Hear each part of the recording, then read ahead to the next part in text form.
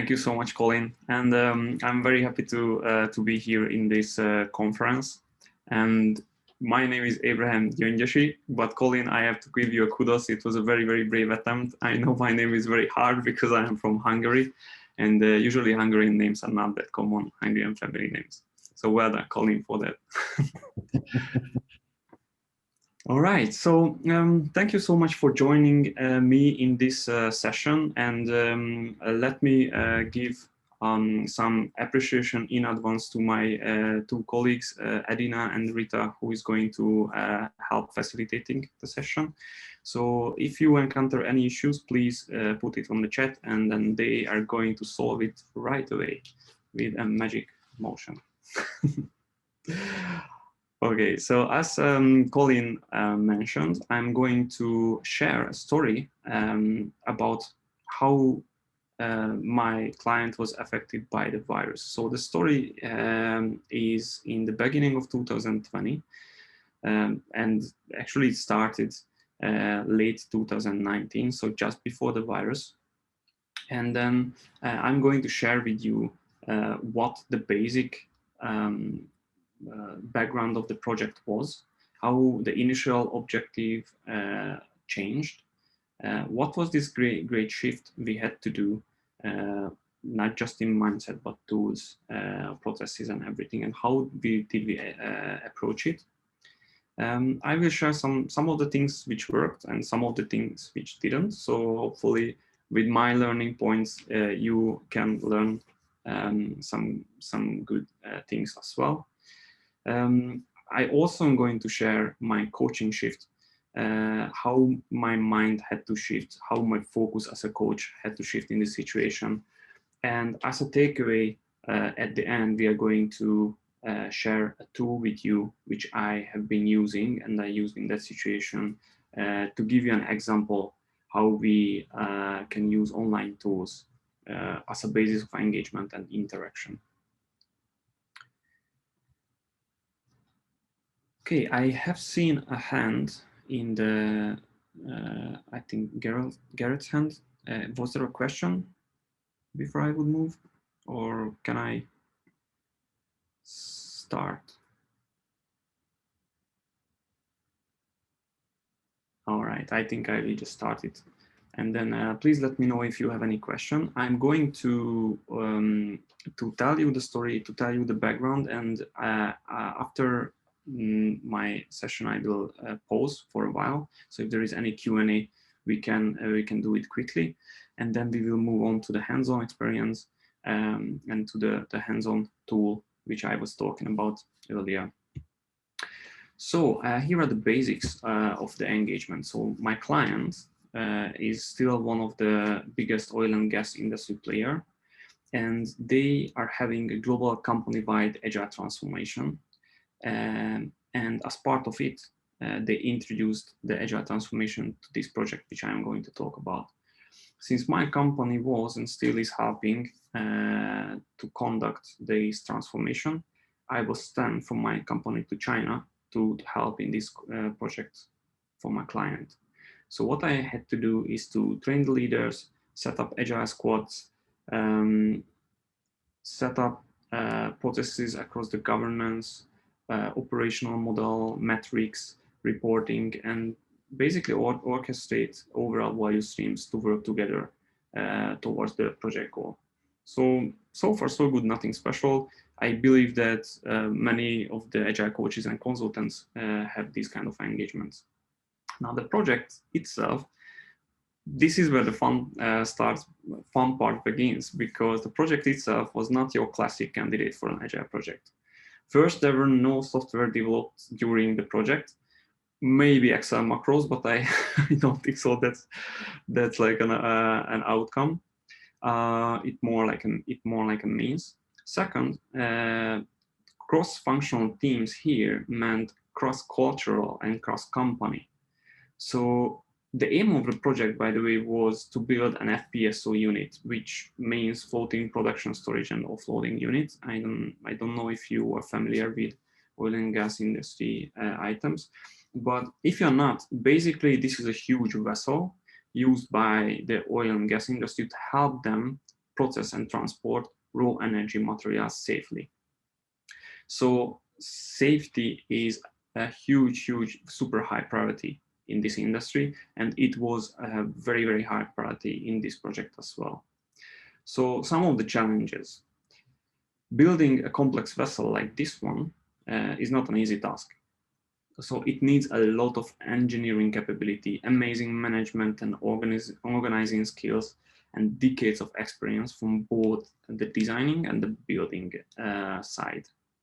So to make it successful, you need to find talent in multiple places, because it's super rare to have end-to-end talent only in one company. So what it meant is that the customer was my client who ordered the vessel, but the main constructor was a French engineering company, and their contractor was a Chinese shipyard who was actually building the vessel.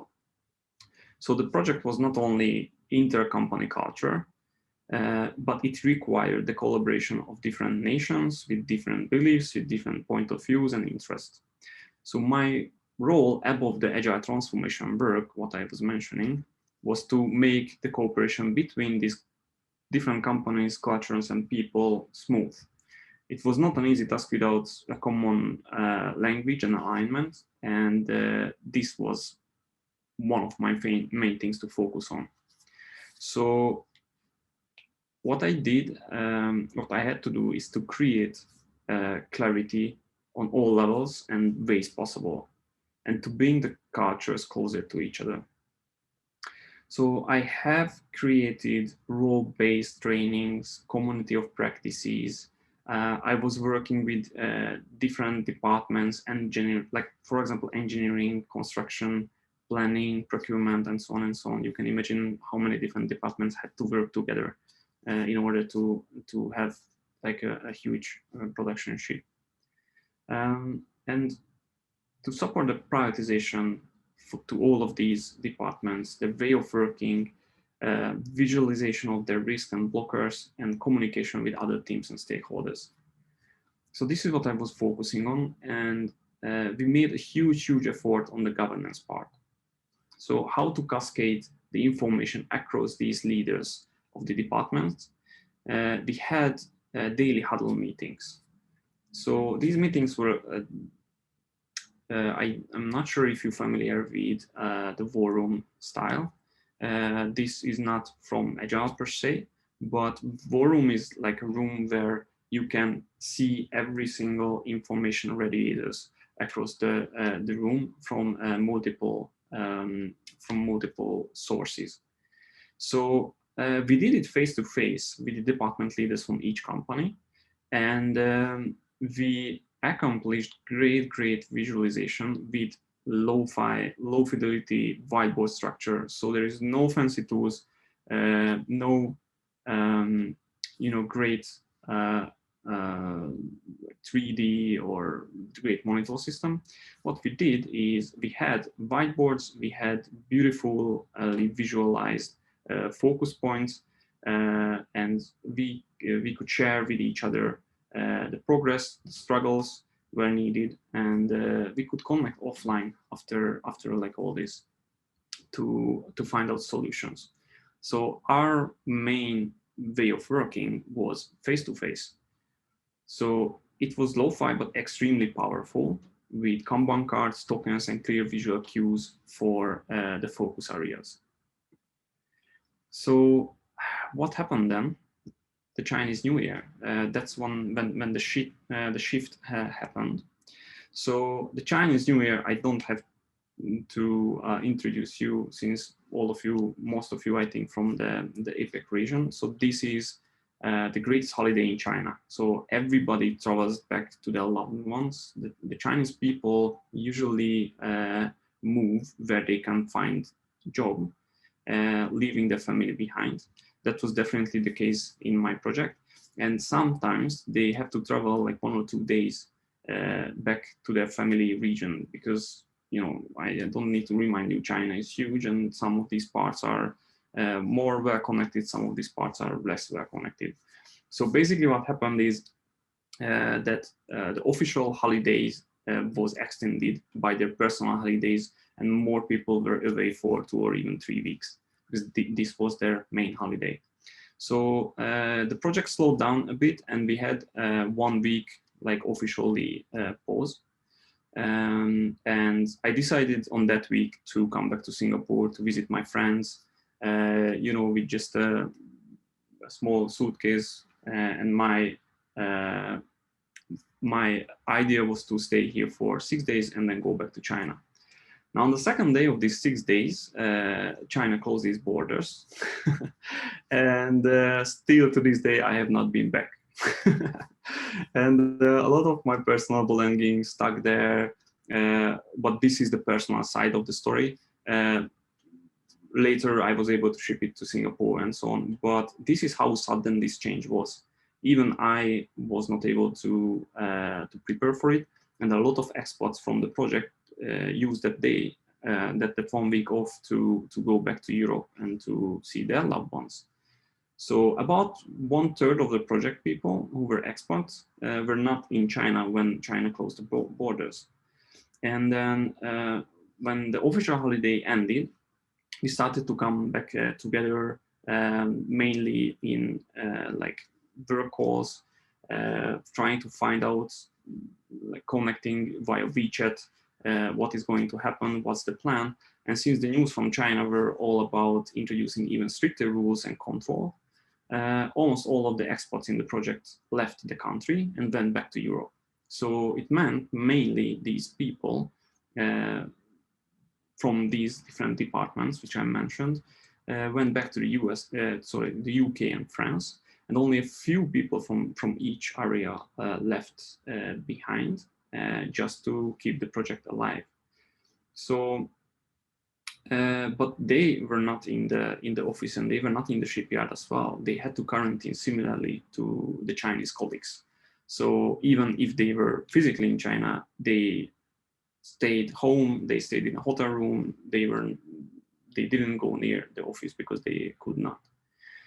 Okay, so just a big summary, or a quick summary where we are. So we have amazing good working processes with the project. We have nice communication and visualization.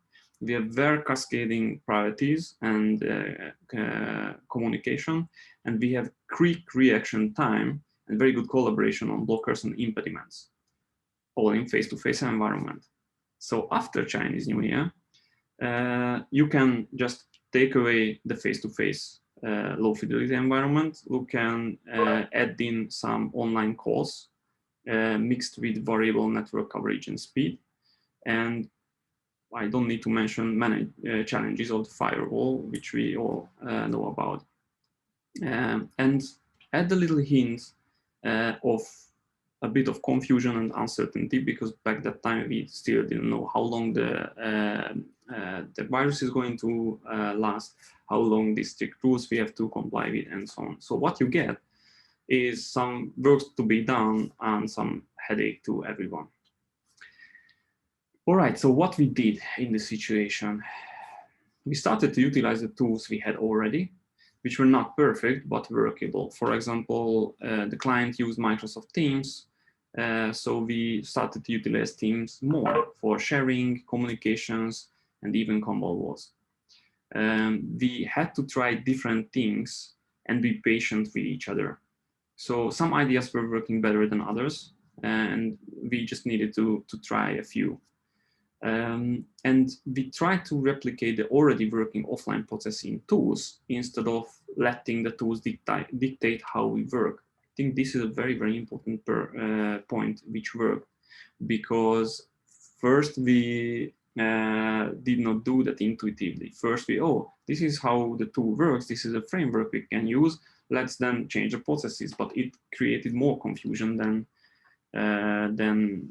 solutions. So we had to stick to the well-defined processes we already had face-to-face and just replicate it to the tooling environment.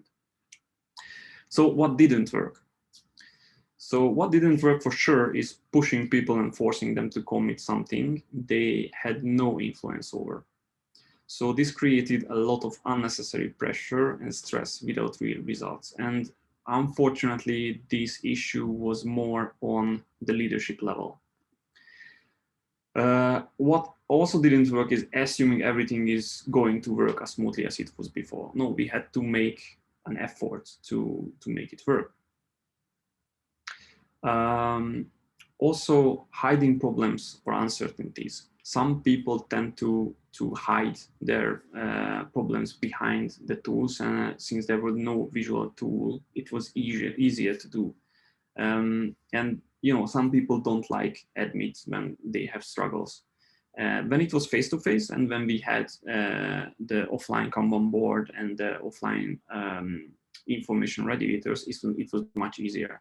Here, some unfortunately hit the issues, and that beat us. So what worked?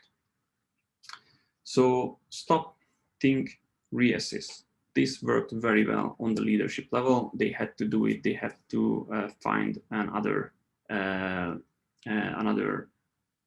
direction to go. We had to be transparent, and we had to admit our own boundaries. We also had to change the plans to the new reality. So I have to give kudos to the stakeholders with that one, because after a while, they listened to the project people who were on the ground, and they were willing to reassess the timeline. So without this, we could not have give the teams and department time to adapt, and it would have just gone even like more sideways than it was necessary to go.